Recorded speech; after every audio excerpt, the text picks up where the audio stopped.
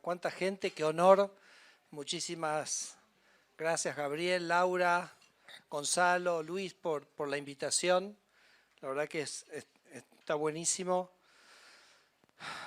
Hoy en realidad quiero hacer algo un poquito diferente. Yo en general soy una persona de hablar mucho de las cosas que vamos haciendo, pero les prometo, no les voy a leer las 9000 desregulaciones, porque creo que nos morimos, así que voy a hacer algo un poquito diferente, que es hablar del futuro, hablar de cómo vemos a dónde va el país o qué es lo que el país podría lograr si se consolida el rumbo de estabilidad económica, orden fiscal y libertad económica que pregona el presidente Milei. Entonces, quiero concentrarme en eso hoy. Pero si me permiten, antes de hablar quiero decir unas pequeñas palabras, ¿ok? Porque quiero decir algo un poquito sobre lo que vimos en el video, que es el lugar de donde venimos. Yo creo que no es necesario extenderse mucho en eso, gracias. Yo no sé si ustedes se acuerdan que el kirchnerismo nos negó la vacuna Pfizer. No sé si se acuerdan, en noviembre del 2020 Pfizer le ofreció a Argentina 12 millones y yo no sé, parece que Pfizer se quería llevar los glaciares o algo y nosotros no aceptamos la vacuna. Finalmente la terminamos comprando 5 meses después y esa demora, está estudiado, generó la muerte innecesaria de 17.000 compatriotas, ¿no? Entonces, wow.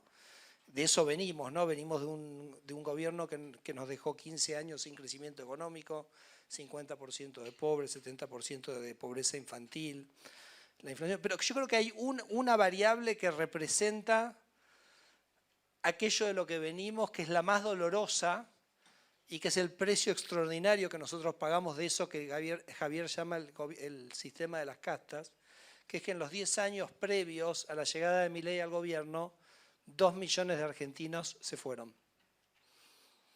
2 millones de argentinos se fueron de una población de 47 millones de personas. Es un verdadero éxito. ¿Y quiénes se fueron? Bueno, se fueron nuestros amigos, se fueron nuestros parientes, pero primordialmente se fueron nuestros hijos. Estoy seguro que en esta mesa, en este grupo, hay un montón de gente que tiene hijos que vive fuera. 2 millones de argentinos se fueron. Y ese es un precio demasiado grande para pagar, porque hemos perdido nuestros afectos y nosotros aspiramos más a que nuestros hijos quieran vivir, crecer y desarrollarse en nuestro país. Voy a volver sobre este punto sobre el final. Tampoco quiero enfatizar mucho, detenerme en los logros de este gobierno. Yo creo que veíamos el video y yo creo que Javier cumplió, porque Javier dijo, vengo con la motosierra, acá tengo no sé si lo ven, mi pequeño pin de la motosierra. Para nosotros la motosierra es bajar el gasto público. Bajar el gasto público es bajar impuestos, porque cada gasto alguien lo paga, o se paga con un impuesto, o se paga con emisión monetaria, que es inflación, o impuesto inflacionario. Javier hizo bajar el gasto público entre 5 y 6 puntos del PBI, bajaron los impuestos 5 o 6 puntos del PIB. El impuesto más importante que bajamos fue el impuesto inflacionario, creo que lo dijo Laura, empezamos con 25% de inflación o 1,5 por día. Estamos ahora básicamente entre 1,5 y 2 por mes. Y eso fue lo que permitió levantar a 12 millones de argentinos de la línea de pobreza, ¿no? Uno podría decir en una situación normal, ¿qué más podría uno pedirle a un gobierno en 1 año y medio que después de años de incrementar la pobreza en Argentina, se cambia la tendencia? Todavía tenemos 30% de pobres, es una catástrofe, pero bueno, definitivamente es un cambio de tendencia extraordinario. Y bueno, con un contexto también de una agenda de libertad económica, que era la otra cosa que pedía Javier, que bueno, yo acá con Maxi somos responsables bastante de eso y creo que también estamos avanzando muy bien, ¿no? No creo que sea necesario decir mucho más sobre eso. Tampoco quiero hablar tanto sobre la actualidad, ¿no? La campaña, todo el bolonqui como nos dice el presidente en las reuniones de gabinete, nosotros venimos a luchar contra un montón de privilegios e intereses en algunos casos de todo tipo, pero donde la casta política, digamos, era receptora de muchos intereses, no se iban a ir en silencio. Si están haciendo lo que hacen es porque están preocupados. Y la verdad que Javier Milei es el primer desafío al modelo de la casta que creo que ha ocurrido en muchos años. Bueno, entonces lo que estamos viendo quizás es un ruido que la verdad que tampoco es la primera vez que lo vemos en Argentina, ¿no? Porque si ustedes hacen memoria, creo que hay gente acá con suficiente edad para ir para atrás 2, 3, 4 periodos presidenciales y saben que cuando se ven amenazados, este es el tipo de cosas que hacen, ¿no? A mí, por ejemplo, una cosa que me llamó extraordinariamente la atención es, nosotros hemos tenido muchas elecciones distritales, algunas nos ha ido muy bien, otras más o menos, alguna mal, como la provincia de Buenos Aires. Verlo a un Axel Kicillof después de la elección de Buenos Aires diciendo que si volvieran al gobierno, no va a ocurrir, pero si volvieran el 27, defaultarían sobre la deuda y volverían a expropiar empresas, es básicamente una afirmación que busca generar, digamos, inestabilidad en los mercados en el momento electoral, ¿no? Me parece una irresponsabilidad absoluta. Creo que nosotros como equipo nos hemos preparado mucho porque tenemos superávit fiscal y creo que eso es una diferencia muy grande. Ahora también hemos asegurado el rollover de la deuda, que la verdad que no anticipábamos que íbamos a tener problemas con el rollover de la deuda si tenés superávit fiscal. En el 99.9 de los países del mundo, si tenés superávit fiscal no tenés un problema con la deuda, pero claro, si tenés enfrente a alguien que hace ese tipo de declaraciones, podés llegar a tenerlo, pero también eso está cubierto. Y por ahí un poco lo que sí quiero decir es que después de octubre 26 y particularmente después del recambio en el Congreso en diciembre, bueno, va a ser una situación diferente, ¿no? Porque ya no va a estar este incentivo a generar todo este ruido.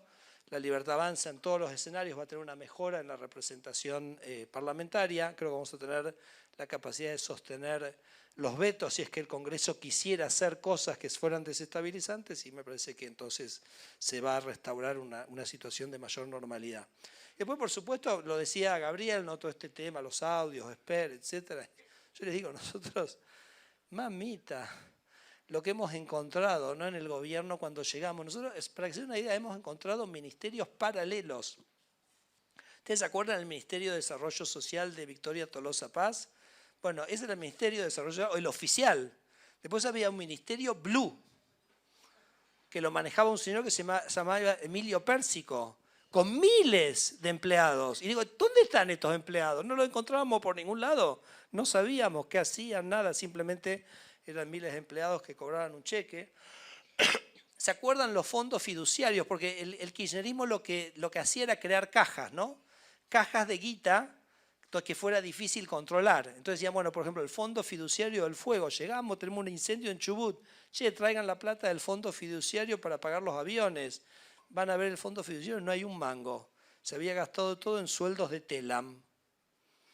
24 fondos fiduciarios, cada uno usado para cualquier cosa de la política, ¿no? Programas donde el 99.86% de la guita había desaparecido, se había esfumado.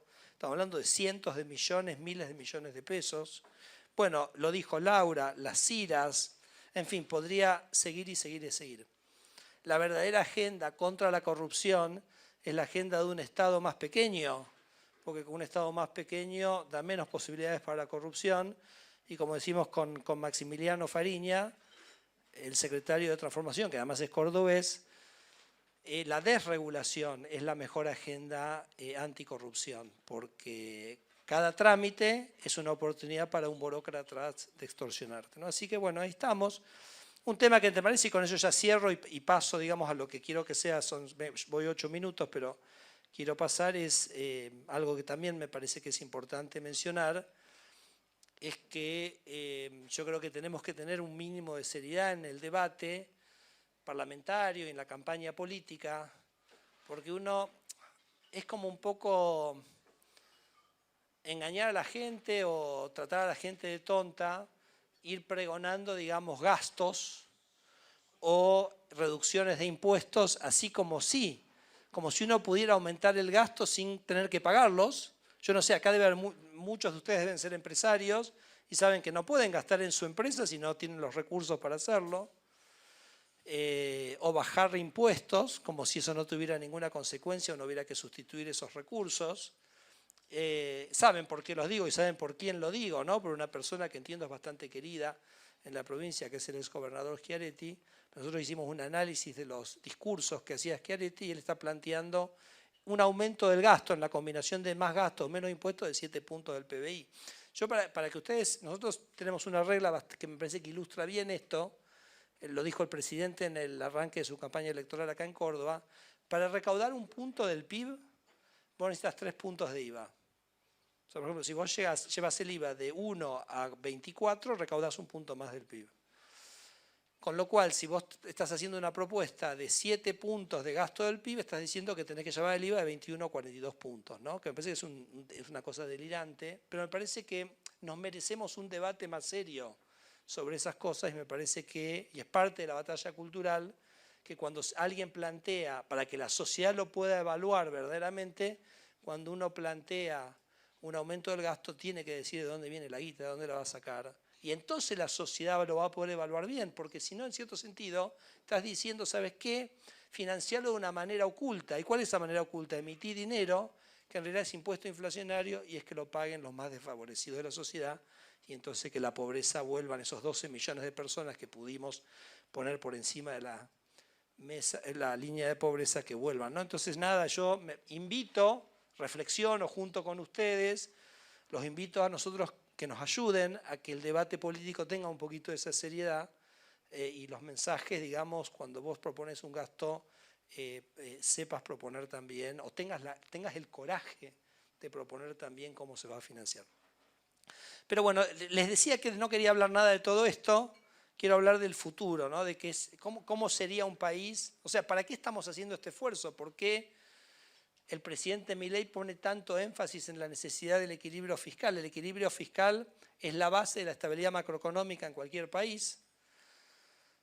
También es la base del respeto de los derechos de propiedad. Cuando vos tenés un Estado que está con deuda, que está con déficit, que está ahorcado, siempre empieza a manotear plata de algún lado u otro, y entonces ahí se producen las violaciones a los derechos de propiedad. Por eso el presidente siempre hace tanto énfasis que él ha logrado esta estabilización sin afectar los derechos de propiedad, ¿no? Como se ha hecho en el pasado, que hay gente acá con edad que recordará temas como el plan Bones, etcétera, nunca estuvieron en la consideración nuestra, porque es importantísimo para que Argentina se desarrolle un respeto irrestricto a los derechos de propiedad. Entonces, ¿qué es lo que pasaría en Argentina si lográramos consolidar este proceso de estabilización macroeconómica con respeto a los derechos de propiedad? De eso es lo que quiero hablar. Y eso quiero fantasear con ustedes, que es una fantasía real, porque es lo que hemos visto ocurrir en miles de países del mundo, y entonces, pero quiero como que empecemos a visualizar, a darle cuerpo a qué es lo que ocurriría en Argentina si eso ocurre. Entonces, quiero arrancar con el tema del crédito, porque en Argentina, cuando la inflación es alta, los bancos no hacen de bancos. ¿Saben lo que hacen los bancos? Los bancos toman la plata que yo llamo transaccional, ¿no? La que tenemos en cuenta corriente, caja de ahorro, la que usamos. Nosotros no ahorramos, los argentinos no ahorramos en los bancos.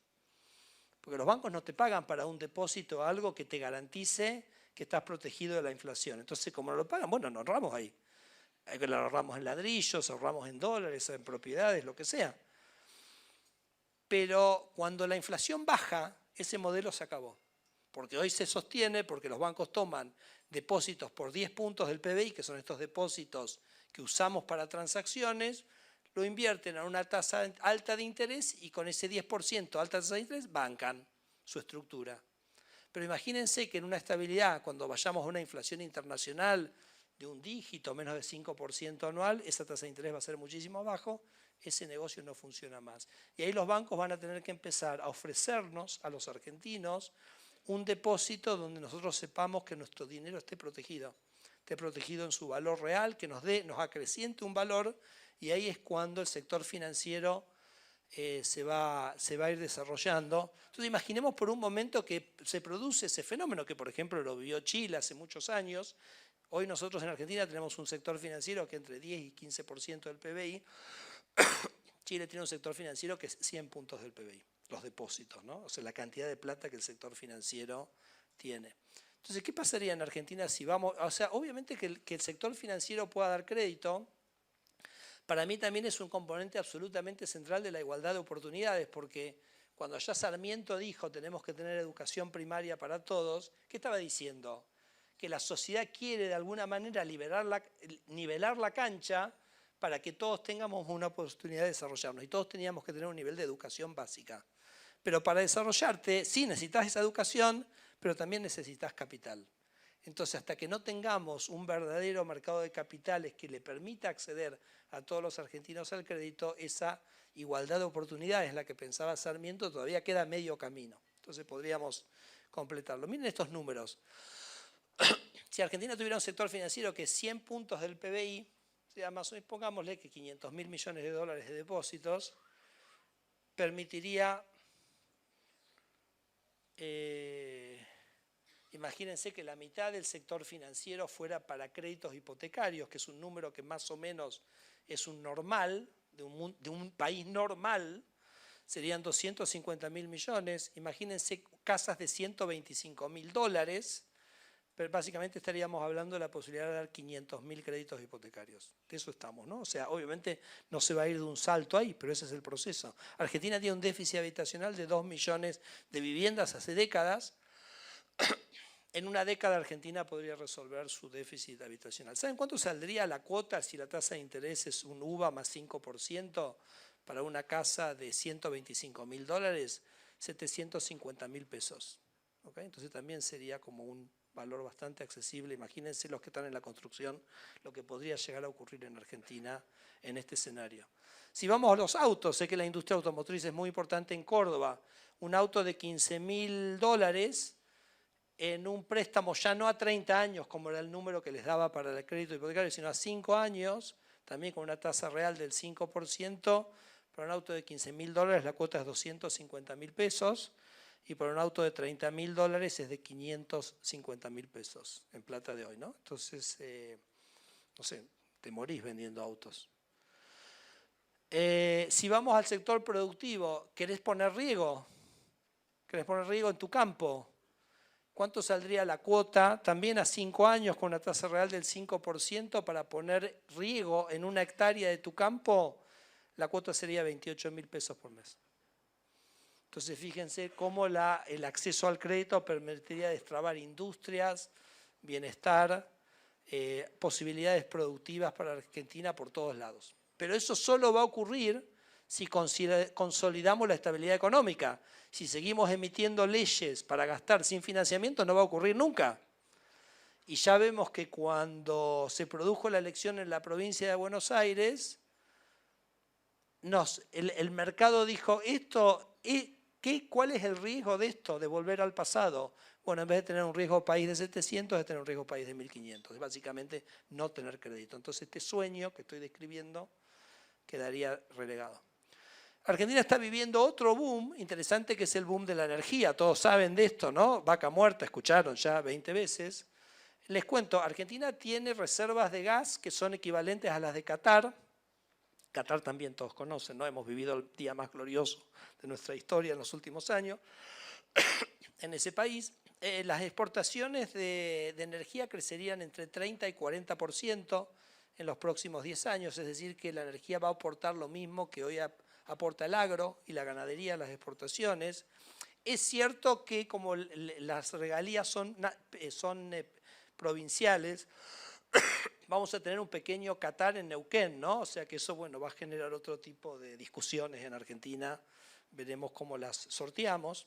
Pero quizás lo más importante que les quiero contar de la energía es que vaca muerta es gas, y el gas no es tan fácil de transportar. Es costoso, porque vos para transportarlo tenés que hacerlo líquido, y para hacerlo líquido lo tenés que llevar como a 250 menos 250 grados. Ahí el gas se transforma en líquido, y lo tenés que mantener a menos 250 hasta que lo llevás, no sé, a Alemania. Entonces, un gas que sale en Neuquén $2, en Alemania va a salir $8. Entonces, si Argentina es un lugar donde no podés invertir, bueno, vas a agarrar el gas a $8 en Alemania.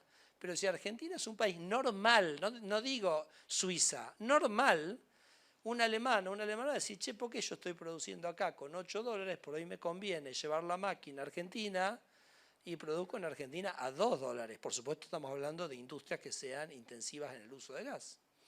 Entonces lo que va a ocurrir con vaca muerta, me parece que esto todavía no lo visualizamos, es que la existencia de gas en vaca muerta y el hecho que Argentina va a ser uno de los países con energía más barata del mundo, va a generar un proceso de reindustrialización diferente al que tenemos ahora en Argentina, como pasó en Estados Unidos. Estados Unidos encontró gas en Texas y después de décadas en que la participación de la industria en su PBI va cayendo, ese proceso se revirtió a partir de la existencia de esta energía barata en Estados Unidos.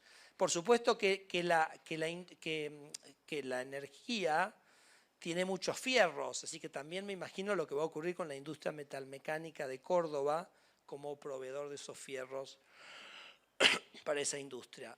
¿Cuáles son las industrias? ¿Cuáles son esos encadenamientos? ¿Cuáles serían esas industrias? Fertilizantes, petroquímicos, aluminios, plásticos. Esas son obvias porque usan muchísimo energía, pero también cosas totalmente novedosas como inteligencia artificial, porque la inteligencia artificial lo que necesita tiene estos servers que tienen que estar en lugares relativamente fríos y que consumen un montón de energía. Entonces, ¿qué mejor que tener esa energía, que es la más barata del mundo, para instalar esta tecnología en Argentina? Entonces, bueno, van a pasar unas cosas increíbles ahí. Déjenme pasar un minuto a la otra punta de Argentina, que es lo forestal. Ustedes saben que Argentina produce todos los años 20 millones de rollos. Ubican un rollo de un árbol, ¿no?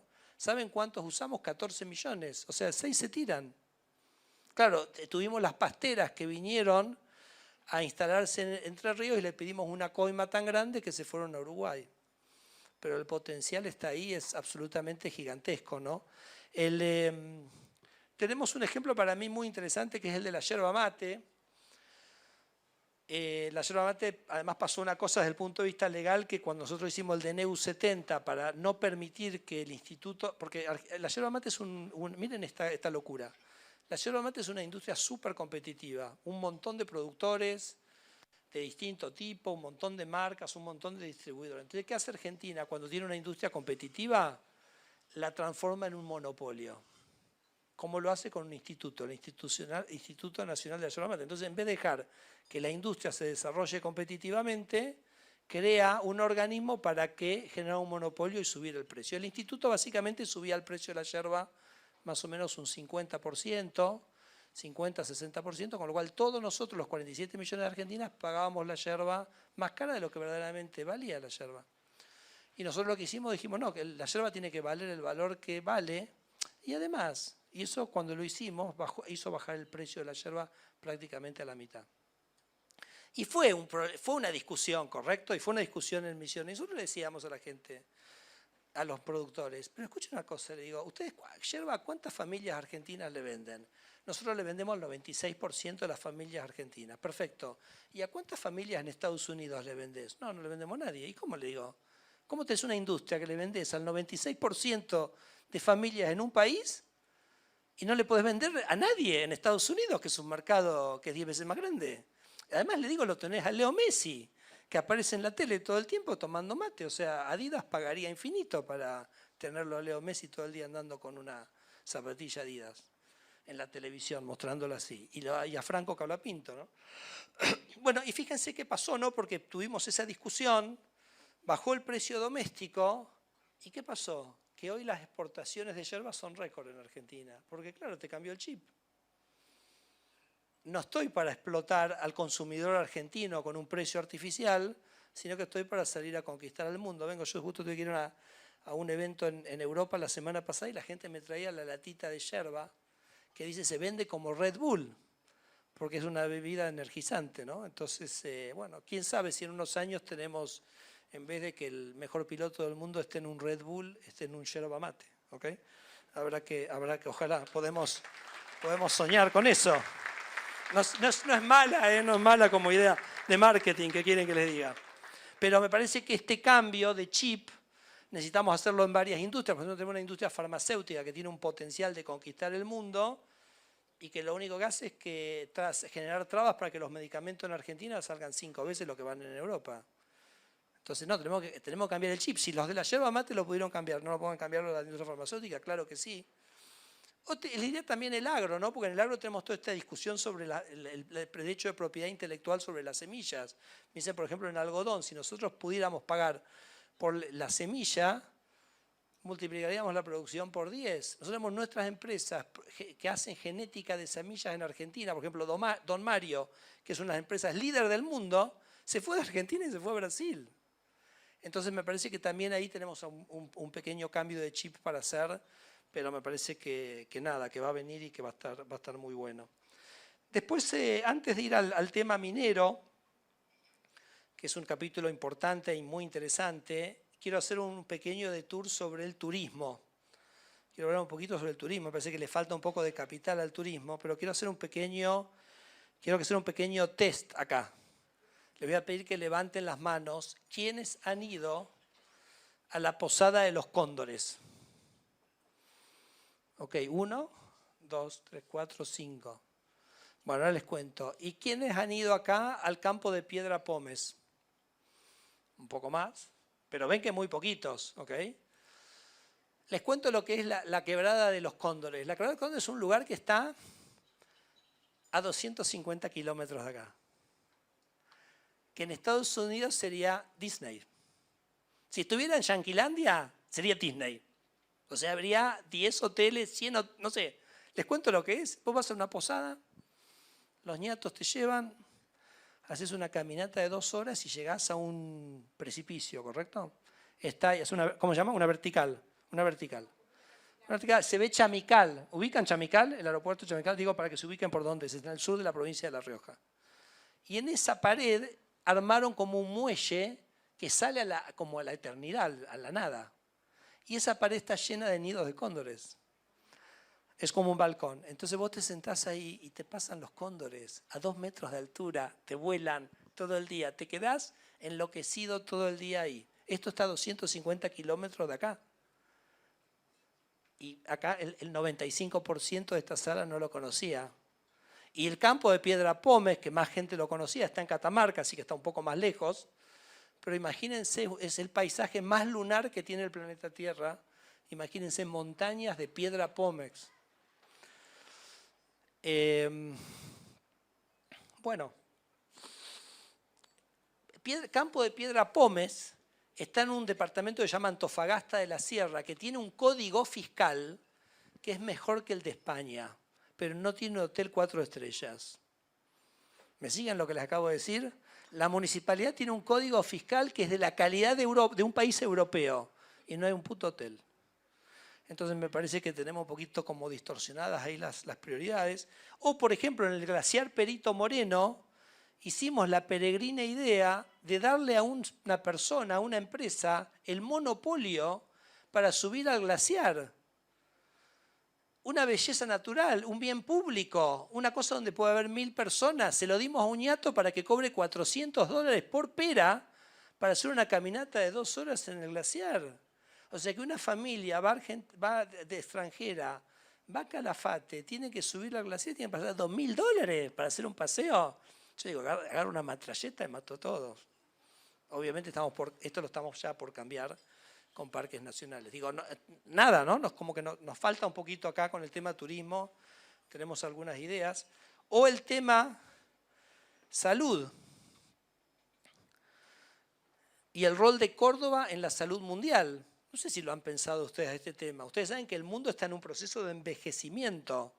Por ejemplo, en Estados Unidos la población se va moviendo gradualmente del norte al sur. ¿Por qué? Porque la gente a medida que crece en edad busca temperaturas más templadas o más cálidas.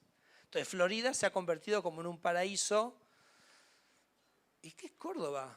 O sea, imagínense Córdoba, que es un paraíso de canchas de golf, un paraíso de temperatura, con un servicio médico y una calidad de su medicina. Yo les digo que he vivido en Estados Unidos. Es incomparable la calidad de la medicina acá. Por supuesto, si necesitas algo muy especializado, muy súper top, por ahí hay algún hospital en Estados Unidos que lo tiene mejor que acá. Pero la calidad de la atención médica básica que tenés en Argentina no compara con la que tiene Estados Unidos. Entonces yo me imagino a Córdoba como un lugar de recepción, como sería España en Europa, de un montón de gente del mundo que viene a este lugar a buscar, que viene a buscar clima, que viene a buscar actividades, que viene a buscar golf, que viene a buscar salud. Entonces todo eso va a ocurrir, pero va a ocurrir si Argentina es un país normal. Discúlpenme, pero estoy como fantaseando, les dije que iba a fantasear con ustedes sobre distintas posibilidades. El otro tema que es absolutamente bestial, que me parece además genera como un círculo virtuoso que voy a tratar de explicar, es la minería. Ustedes saben que Argentina exporta 4.000 millones de dólares de productos mineros y Chile exporta 50.000 millones de dólares. Lo cual es curioso porque compartimos las montañas. Entonces, por supuesto, uno siempre tiene la hipótesis que Dios, cuando creó el mundo, dijo, ¿sabés qué? No, el cobre todo del lado chileno, pero yo, no sé ustedes qué piensan, no me parecería una hipótesis muy plausible. Creo que es mucho más plausible que somos unos pelotudos nosotros. Me parece que eso es más plausible como hipótesis. Entonces, que decir, tener los productos ahí hundidos en la tierra. Bueno, esto está cambiando, creo que está cambiando las provincias, la posición de las provincias respecto al gobierno nacional, el mundo. Así que allá vamos, ¿no? A los 50.000 millones de dólares. Ahora, también necesitamos esa defensa de los derechos de propiedad, porque ¿quién va a hundir 20.000 palos en un proyecto si pensás que el gobierno, si un gobierno no puede mantener un contrato de deuda, no puede pagar el cupón de un bono, vos le vas a confiar que te va a mantener la estructura tributaria durante 40 años de los 20.000 palos que tenemos? Imposible. Entonces, simplemente lo que dijo Kicillof, que voy a volver a expropiar, ya hace daño, ya hace un daño terrible. Por supuesto, va a pasar, el 26 de octubre va a pasar. Pero ahí está. Entonces ahí vamos para los 50.000 millones. Pero fíjense qué interesante lo que ocurre, porque entonces nosotros estamos en la licitación del tren Belgrano Cargas. Vieron que en Argentina está este tema de que siempre dejamos los trenes, los dejamos caer.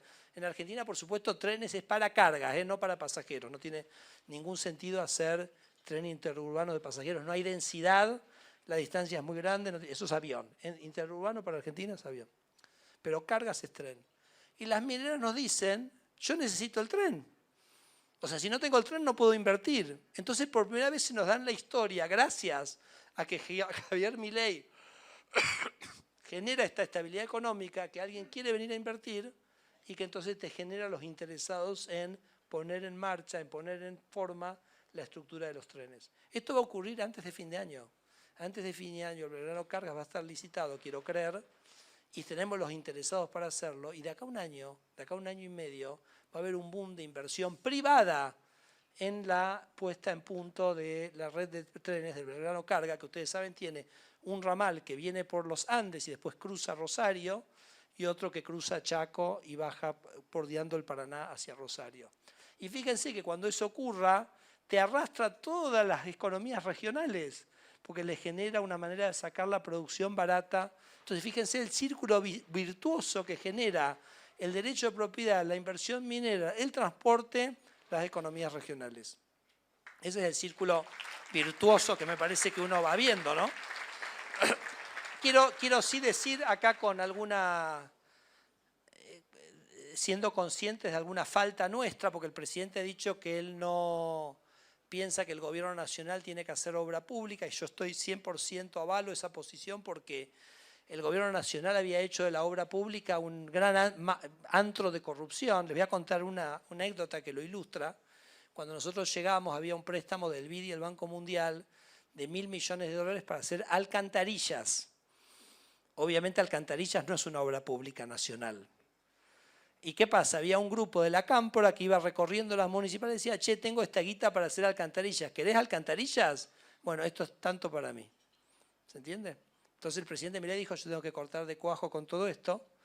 Por eso digo que me parece que avalo esto. Además, muchas de las obras públicas en general son provinciales o municipales.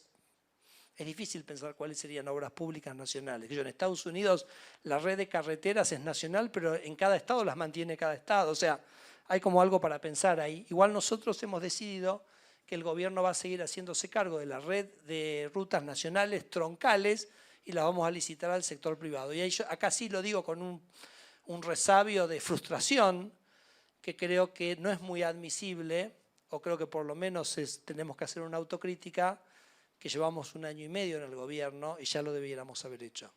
Pero lo que me quiero comprometer con ustedes es que antes de fin de año todos esos corredores viales van a estar ya en proceso de licitación y concesión al sector privado, y me parece que era algo en lo cual hemos, ya voy cerrando, pero hemos hecho en temas de cargas, hemos hecho mucho. Hace poco hicimos la liberación total de los bitrenes para nuestras rutas. Los bitrenes son camiones que cargan 70% o más, tienen la mitad de la siniestralidad de los camiones comunes, porque tienen otra tecnología, y cuidan más las rutas porque tienen menos peso por eje. Así que hemos sacado cosas como el Ruta. Claro, sacamos el Ruta, que es el registro único del transporte de motor, que era un trámite que había que hacer para registrar un camión, que no servía para nada. Por supuesto, claro, nosotros lo sacamos y después Kicillof lo volvió a poner, pero bueno, en fin, espero que no haya ocurrido lo mismo en Córdoba. Ustedes saben que en transporte aéreo estamos haciendo una verdadera revolución, sobre todo porque Argentina necesita líneas aéreas con aviones chicos para las ciudades chicas. Entonces, por ejemplo, el año pasado empezó a operar una aerolínea que se llama Cummings, que primero arrancó Aeroparque o La Barría Tandil Aeroparque, después arrancó con Aeroparque Villa María, Venado Aeroparque, y ahora está arrancando Aeroparque Concordia Aeroparque, Aeroparque Paraná Aeroparque, Aeroparque Montevideo Aeroparque y Aeroparque Sunchales Aeroparque, ¿ok? Y esta semana estaba hablando con otra persona que va a traer 3 aviones Cessna con 6 pasajeros para hacer, por ejemplo, un hub en Córdoba. Entonces, ¿qué va a hacer? Córdoba, Río Cuarto, Córdoba, Córdoba, La Rioja, Catamarca, Córdoba. Entonces le va a dar conectividad a La Rioja con Córdoba varias veces por día, etcétera, etcétera, etcétera. Entonces me parece que ahí vamos a tener unas cosas espectaculares que van a estar ocurriendo, que ya están ocurriendo. Cabotaje, ustedes saben que nosotros necesitamos sacar los camiones y llevar las cosas por mar. Ya termino, no se me desbanden. Pero fíjense la locura de lo mal que tenemos armado la navegación marítima, que los ñatos de Tierra del Fuego, que producen sobre un puerto para mandar sus productos a Buenos Aires, las cargan en un camión, en vez de cargarlo en un barco. Hicimos una reforma del Código de Cabotaje que permitía bajar los costos 40%, el Congreso nos volteó el DNU. Así que volveremos a partir de diciembre, pero bueno, ahí es donde necesitamos más el apoyo de ustedes. Cuando hacemos estas reformas que bajan costos tan fuerte, ahí necesitamos que la voz de ustedes se escuche más, ¿no? Porque si no... Comunicaciones, ¿no? Ustedes saben que una de las cosas más maravillosas para mí que yo cuento es que cuando cuando llegó Javier Milei a la presidencia, estaba prohibida la internet satelital. Y vos decís, ¿a quién carajo se le ocurre prohibir la internet satelital? ¿Por qué prohibirías? Bueno, la explicación se lee sola. Al que provee internet no quiere que otro le compita. No doy nombres, ¿ok? Entonces, ¿qué hizo el presidente Milei? Rompió el papelito y dejó que se pueda. 2 semanas después empezó a operar Starlink en Argentina. Hoy 250.000 argentinos tienen Starlink. ¿Quiénes tienen Starlink? Los que viven en el interior. Porque en un campo de Córdoba la fibra óptica no te iba a llevar nunca. No te iba a llegar nunca, porque no tenía ningún sentido que te llegue nunca. Pero te pones el Starlink y básicamente tenés internet de todos lados. Y fíjense que el gobierno kirchnerista había gastado 7.000 millones de dólares que pusimos todos nosotros, taca taca, del primero al último, con impuestos, para ARSAT. Y el objetivo de ARSAT era tirar fibra óptica. Está bien, no es que esta plata se va a tirar, pero quedó prácticamente todo obsoleto. ¿Cómo lo resuelve Javier Milei? Rompe un papelito. ¿Cuánto gastó el Estado? 0. ¿Cuánto tardó la gente en internet? Tener 2 meses en cualquier punto del país. Eso me parece que es como un símbolo de lo que Javier está representando. Como la libertad, la falta de libertad nuestra no es porque hay un señor que pensó, es mejor que no haya libertad. No, porque hay un interés para que no haya libertad. Y si nosotros nos sobreponemos a ese interés de la casta y liberamos las fuerzas, vamos a tener las cosas sin que el Estado tenga que gastar, sin que nosotros tengamos que gastar como contribuyentes, y vamos a tener las cosas mucho mejores y mucho más rápido, ¿no? Entonces me parece un lindo ejemplo. Y ahora se viene el Starlink de satélite a celular. No sé si lo vienen siguiendo eso. O sea, ahora inventó Elon Musk, que es un genio absoluto, que directamente el celular te lea del satélite. Entonces, en un par de años vamos a poder comprar Movistar, vamos a Personal, Claro, o Starlink para el celular. Y el celular va a operar con el satélite y vas a tener celular en cualquier punto del país. Así que, bueno, Pero ¿qué tenemos que hacer nosotros? Asegurarnos que los lobbies que no quieren que ocurra eso, no ganen. Y eso es solo Javier Milei. Porque yo les digo, cuando yo tiro una desregulación que afecta a un interés, ¿qué ocurre? Que Javier Milei me la tuitea al 2 minutos. Y entonces al tuiteármela a los 2 minutos, ¿qué hace? Hace que el que me iba a hacer lobby en contra, dice, bueno, me quedo en el molde, porque este flaco tiró el ancho de espada. O sea, Javier es el ancho de espada en esto. Entonces, me parece que es importante, ¿no? Porque es importante, ¿no?, entender esto, porque el rol protagónico que tiene Javier en que estas reformas ocurran, ¿no? Y la convicción y las ganas que tiene que Argentina, y son muchas cosas chiquitas que no se ven, pero que están ocurriendo día a día, que como dice él, es como esa casa que vas construyendo, que pusiste los cimientos, que es el equilibrio macroeconómico, y después vas poniendo cada uno de estos ladrillos, ¿no? Entonces, todo esto que fuimos contando, que no sé si eran cosas que ya las conocían todas, o algunas cosas por ahí, espero las hayan por ahí como hecho pensar, aunque sea un poquito. Yo repito, ¿qué se necesita para esto? ¿No? Se necesita equilibrio fiscal. Yo creo que después de octubre nosotros vamos a tener la posibilidad de sostener los vetos. Entonces, si el Congreso quiere, digamos, horadar y perjudicar el equilibrio fiscal, tengan la certeza que eso va a ser mucho más difícil. ¿Qué quiere Javier? Un Estado más pequeño, como decía al principio, para seguir bajando impuestos, para que el Estado sea un menor peso para ustedes. Y quiero...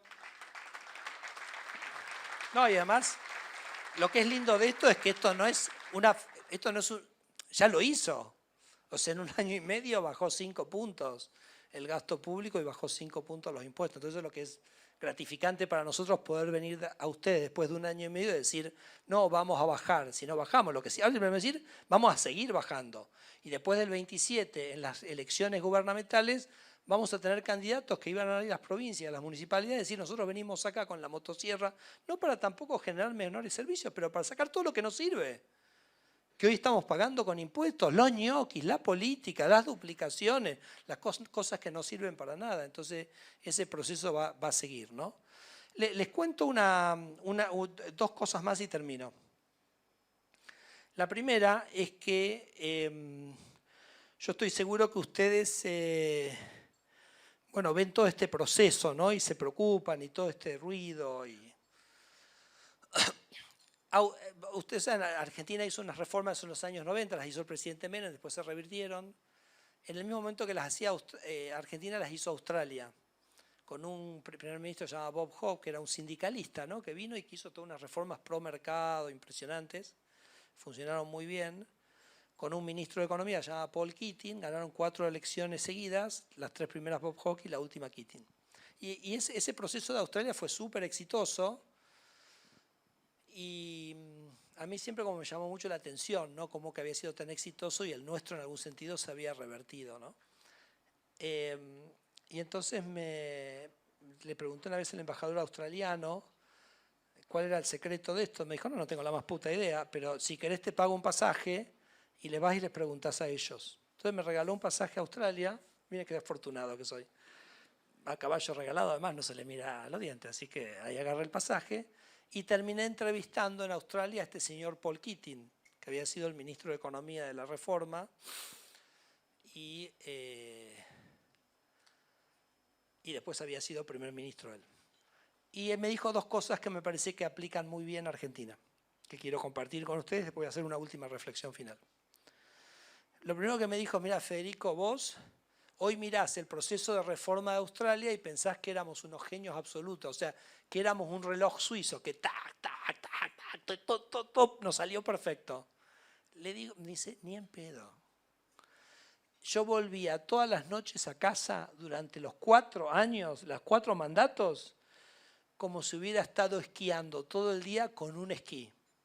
¿Okay? No sé cuántos acá esquían, pero los que esquían se imaginan lo que estoy diciendo. Esquiar con un esquí es cagarte a golpes permanentemente. O sea, vas con un esquí, te caes, te tenés que levantarte, te tenés que poner el esquí de vuelta, seguís un poco, haces 1 metro, te volvés a caer, revolcás, te caes por el precipicio, subís, ¿está? Entonces, ¿qué me estaba diciendo? Que en una democracia y en una república los procesos de cambio son ruidosos y que tienen un montón de avances, retrocesos, pero que después, si se mantiene el rumbo, a los 5 años, a los 10 años, nos vamos a olvidar de todo esto. No lo vamos a ver, porque el rumbo se habrá mantenido y avanza. Y lo otro, cuando le pregunté por qué las reformas en Australia, la sociedad las compró y nunca pidió que se fueran revertidas, y en Argentina sí, me contestó una cosa absolutamente sorprendente que me voló. Miren, me quedé sin pelo de cómo me voló la cabeza. ¿Okay? Me dice, ¿sabes por qué en Argentina nuestras reformas se mantuvieron? Porque la gente sabía que nosotros no éramos un grupo de gente honesta. Esa fue la respuesta que hizo. Porque fíjense, ¿no es así? ¿No eligen ustedes los amigos así? ¿Y le confían a los amigos en los cuales ustedes pueden confiar porque entienden cuál es el carácter de ese amigo?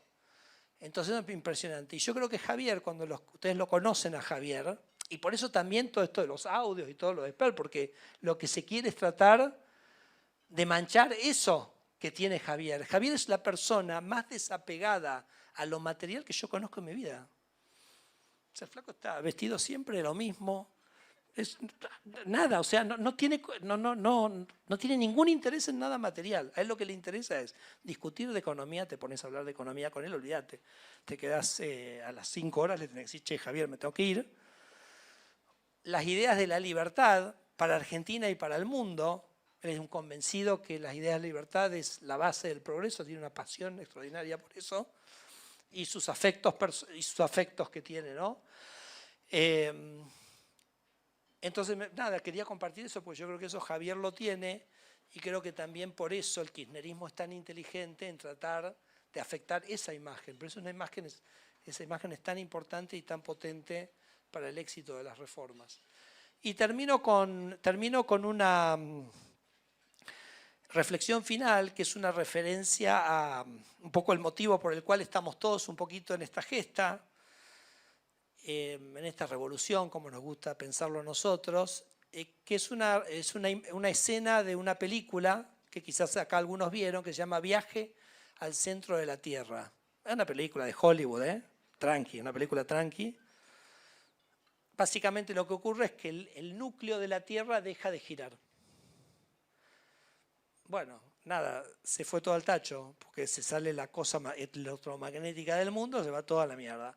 Entonces hay que hacer que el núcleo empiece a girar de vuelta. Entonces tienen que construir una máquina que vaya al centro de la Tierra. ¿La vieron?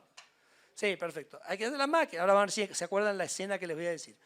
Entonces ven la máquina con unas bombas atómicas y pum, pum, pum, ahí para hacer. Termina todo bien Hollywood, ¿ok?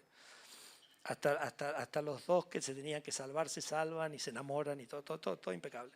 Pero cuando entran, eran todos científicos. Entonces en un momento los científicos están todos hablando entre ellos y dicen, uy, qué peso tenemos sobre las espaldas nuestras de que si nos va mal, desaparece el mundo.